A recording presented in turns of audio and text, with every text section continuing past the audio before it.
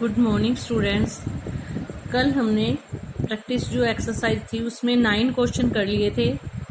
अब आज इसी की एक नई एक्सरसाइज है, उसको शुरू करेंगे हम पेज नंबर 121 पर। बहुविकल्पी प्रश्न, मल्टीपल चॉइस क्वेश्चन जो होते हैं ना, उनको हिंदी में कहते हैं बहुविकल्पी प्रश्न। जिस वाक्य में एक मुख्य क्रिया होती है उसे क्या कहते हैं? साधारण वाक्य, मिश्र वाक्य, संयुक्त वाक्य, जटिल वाक्य। साधारण वाक्य, साधारण वाक्य में एक मुख्य क्रिया होती है। जिस वाक्य में दो समानाधिकरण उपवाक्य किसी योजक से जुड़े होते हैं। समानाधिकरण वाक्य योजक से जुड़े होते हैं। योजक कौन से? और, इसलिए, किंतु, परंतु। तो वो क्या होते हैं? संयुक्त वाक्य। नेक्स्ट, जिस वाक्य में मुख्य और गौण दो उपवाक्य होते हैं उसे क्या कहते हैं? मिश्र वाक्य। नेक्स्ट, निम्नलिखित में सरल वाक्य पहचानिए। 4 ऑप्शन है, 4 में से एक सरल है, बाकी अलग अलग हैं। तो हम पहले देखेंगे, वह जो 2 दिन गांव में रहा सबका प्रिय हो गया। ये कौन सा है? मिश्र वाक्य है। नेक्स्ट, वह काली भैंस जो खेत में चर रही थी आत्माराम की थी। ये भी है मिश्र वाक्य है।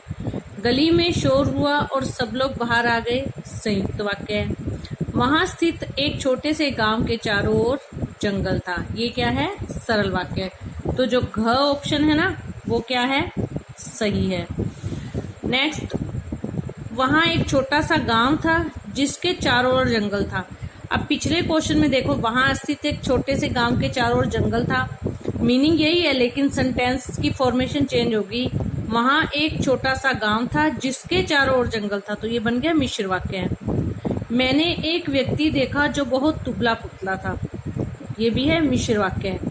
वह लड़का गांव में गया और बीमार हो गया, और योजक है, तो ये संयुक्त वाक्य है।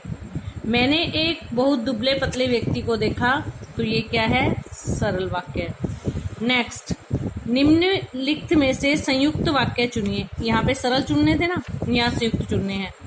शेर दिखाई दिया और सब डर गए। शेर दिखाई दिया और सब डर गए, और क्या है यहाँ पे? योजक। तो ये वाक्य कौन सा है? संयुक्त वाक्य है।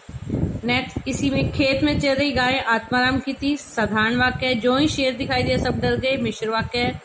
जब शेर दहाड़ रहा था तब उसने हिरण पर हमला किया। ये भी मिश्र वाक्य है। तो संयुक्त वाक्य कौन सा है? क ऑप्शन। नेक्स्ट, गली में शोर होने पर सब लोग बाहर आ गए। गली में शोर हुआ और सब लोग बाहर आ गए, तब तो ये संयुक्त वाक्य है। अब ये सरल है। मोहन कल यहाँ आया और सबसे बात करके चला गया। ये क्या है? और योजक लगाया, तो ये क्या है? संयुक्त वाक्य है। जब मैंने बालक को रोते देखा तो उससे रोने का कारण पूछा। मिश्र वाक्य है। मेरा वह मित्र जिसका नाम मोहनलाल है उदार और सरल व्यक्ति है। मिश्र वाक्य है। तो सरल का संयुक्त का ऑप्शन कौन सा है? ख। मोहन कल यहाँ आया और सबसे बात करके चला गया। नेक्स्ट, निम्नलिखित में से मिश्र वाक्य चुनिए। पहले में सरल चुनने थे, दूसरे में संयुक्त, अब इसमें मिश्र चुनने हैं। दहाड़ते शेर ने हिरण पर हमला किया। साधारण सिंपल वाक्य, सरल वाक्य है। चूंकि उसने परिश्रम नहीं किया इसलिए अनुत्तीर्ण हो गया।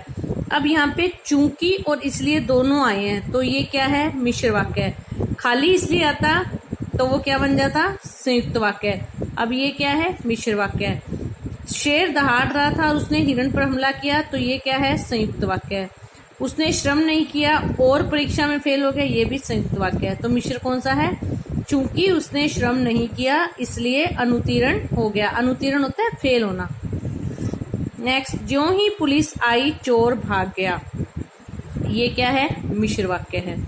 नेक्स्ट, बालक को रोते देखकर मैंने उससे रोने का कारण पूछा। ये सरल वाक्य है।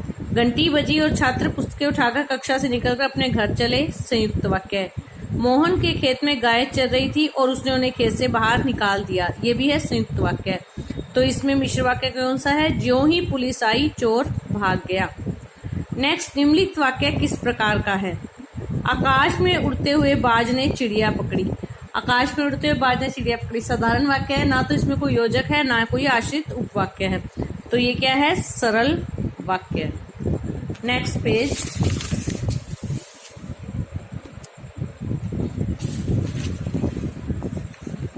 जिनकी आय कम है उन्हें सोच समझकर व्यय करना चाहिए। व्यय होता है खर्च, व्यय मतलब खर्च, आय होती है इनकम, कमाई।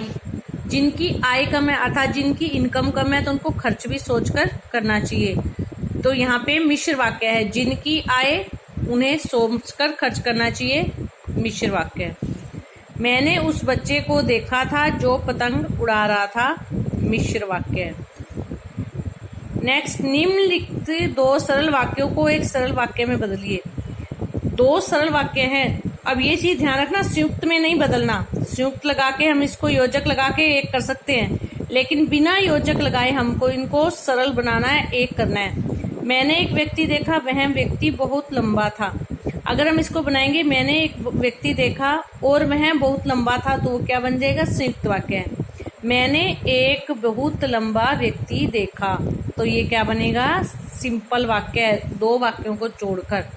दो वाक्यों को जब योजक से जोड़ा जाता है तो वो संयुक्त है। हम यहाँ हमने कोई योजक का प्रयोग नहीं किया। मैंने एक बहुत लंबा व्यक्ति देखा, मैंने एक व्यक्ति देखा जो कि बहुत लंबा था, ये मिश्र हो गया। मैंने एक ऐसा व्यक्ति देखा जो कि बहुत लंबा था, मैंने एक बहुत लंबे व्यक्ति को देखा, ये सही है। छात्रों ने परिश्रम किया, वे उत्तीर्ण हो गए, मेहनत की, पास हो गए। छात्र परिश्रम करके उत्तीर्ण हो गए। नेक्स्ट, निम्नलिखित सरल वाक्यों को एक संयुक्त वाक्य में बदलिए।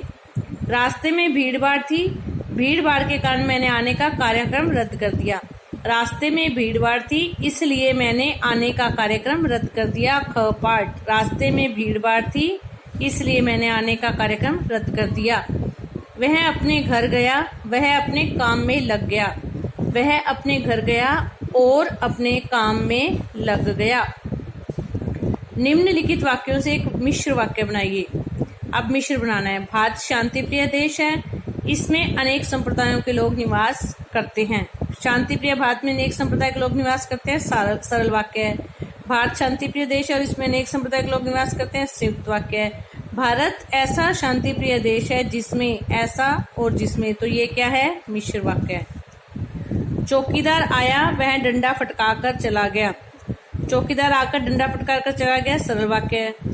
चौकीदार आया और डंडा फटकार कर चला गया, संयुक्त वाक्य है। चौकीदार आया तो था किंतु वह डंडा फटकार कर चला गया, मिश्र वाक्य है। निम्नलिखित वाक्यों में रेखांकित उपवाक्य का नाम बताइए। अब मैंने आपको बोला था उपवाक्य वाला जो काम है वो मैं लास्ट में कराऊंगी। कल हम ये वाले उपवाक्य और जो हमने पीछे छोड़ा था फोर्थ, फिफ्थ, सिक्स्थ क्वेश्चन उपवाक्य वाला, कल हम उसको सॉल्व करेंगे। पहले आपको आश्रित उपवाक्य मैं दोबारा से बताऊंगी, फिर हम इनको सॉल्व करेंगे। आज आप इतने ही सॉल्व करेंगे। धन्यवाद।